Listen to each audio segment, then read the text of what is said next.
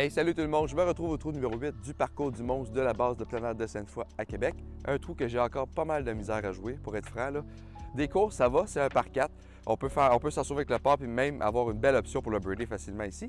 Des longs, mais on se retrouve avec un par 3. Fait qu'on recule, puis en plus, on enlève un coup. Même dès le départ, j'ai de la misère à trouver ma ligne encore.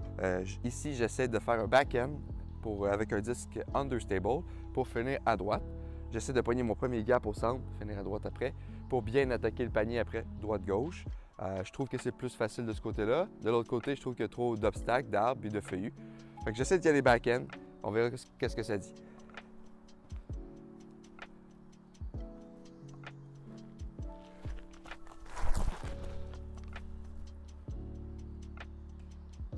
Oh, que c'était beau s'il n'y avait pas la petite branche!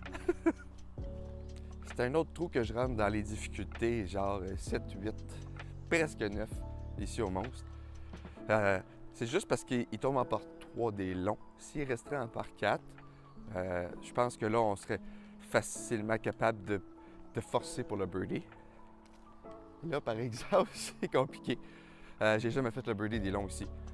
J'ai jamais passé proche de faire le birdie des longs. Fait que je le joue pour sécuriser mon par ici.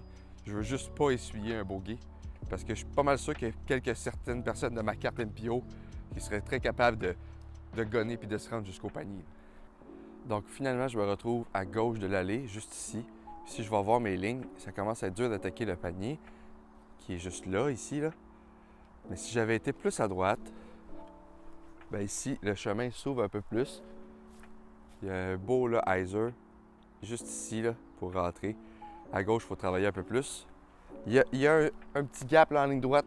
On va voir qu'est-ce que je peux faire avec ça. C'est vraiment pas l'endroit idéal que je veux me retrouver. Mais là, on est là. Il y a une petite fenêtre à droite, puis il y a encore une petite fenêtre au centre. Je sais pas. C'est sûr qu'on pourrait jouer pour sécuriser et prendre le bogey parce que c'est un par 3, faut pas oublier. Mais j'ai pas envie de prendre un bogey ici. Fait que je vais essayer ma ligne droite.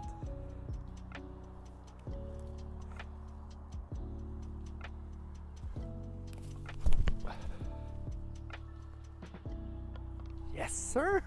Wouhou!